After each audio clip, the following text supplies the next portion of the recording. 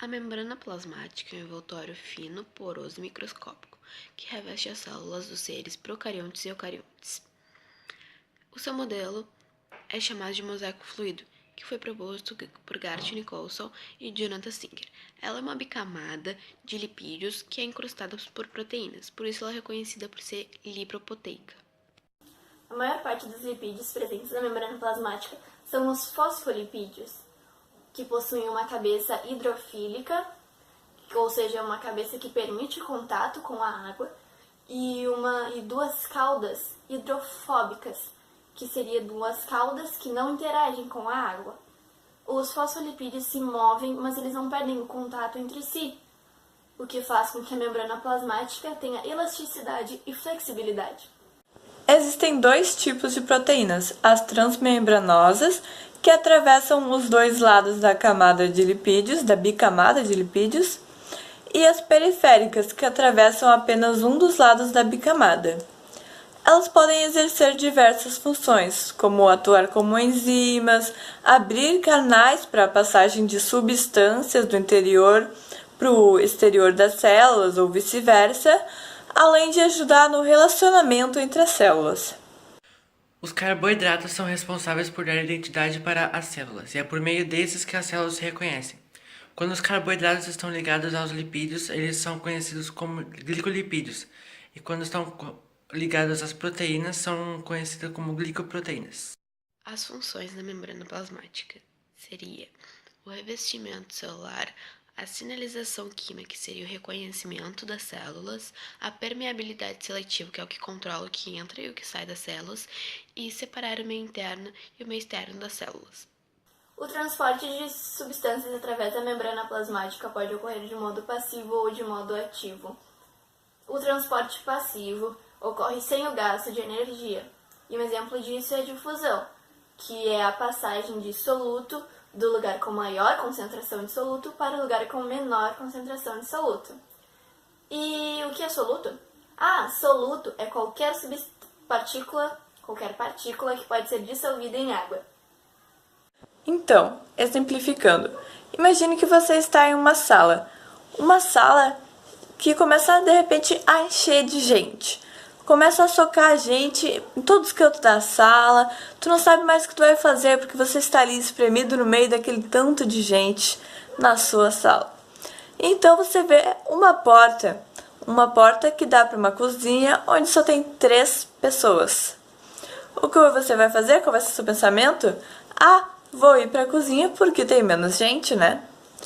Então, é exatamente assim que acontece com os solutos. Como a gente pessoa, a gente passa, quando a gente está num lugar muito apertado, com muitas pessoas, a gente tende a ir para um lugar com menos pessoas. E os solutos também. Quando eles estão em algum lugar com muitos solutos, eles tendem a ir para um lugar com menos solutos, como foi dito antes. Fusão simples é a difusão que ocorre por meio de lipídios. Poucos solutos passam para dentro ou para fora das células utilizando esse tipo de difusão. O gás oxigênico e o gás carbônico são um dos poucos que utilizam esse tipo de difusão. A difusão facilitada é o transporte de substâncias que não se dissolvem em lipídios com a ajuda de proteínas carregadoras. Esse transporte ocorre de diferentes maneiras dependendo das moléculas a serem transportadas. A osmose não é nada mais do que a passagem da água, o solvente, pela membrana plasmática. Para entendermos como isso ocorre, precisamos entender o seguinte: a água gosta de diluento, ou seja, ela sempre vai passar de um lugar com a menor concentração de soluto para um lugar onde contém maior concentração de soluto. O efeito da osmose nas células varia conforme o meio em que essa célula está inserida. Se ela estiver inserida no meio isotônico, que é quando tem uma concentração igual de soluto dentro e fora das células, não vai ocorrer nenhuma mudança, a célula vai continuar intacta.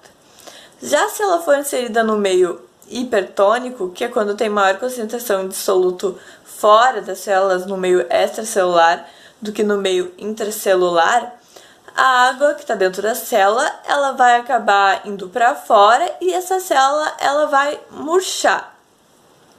Já no meio hipotônico, que é quando tem maior concentração de soluto dentro da célula do que fora, a água que está fora, ela vai entrar, vai ser absorvida pela célula e essa célula ela vai inchar. Dependendo do ponto, até que ponto que ela incha, ela pode se romper, né? A célula pode explodir de tanta água que tem dentro. Esse rompimento só não tem risco de acontecer nas células vegetais, pois elas são protegidas pela parede celular, né? Que é uma estrutura extra à membrana plasmática e vai dar essa proteção extra às células vegetais. O transporte ativo, diferente do transporte passivo, ele ocorre com o gasto de energia.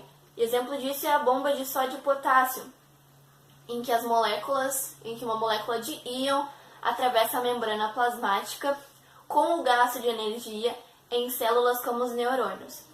Outro exemplo seria que os íons de sódio se ligassem simultaneamente aos íons de potássio às proteínas.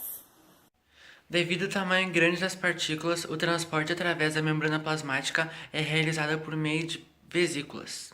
Quando esse transporte é do exterior para o interior, recebe o nome de endocitose. Na endocitose, as porções da membrana mudam, formando vesículas e englobando substâncias que são transportadas para o interior da célula. Já quando ocorre a formação de vesículas no interior da célula, ocorre o processo chamado de exocitose. A endocitose ocorre de duas maneiras diferentes. A fagocitose, que é quando moléculas grandes ou até células inteiras são digeridas pela outra célula.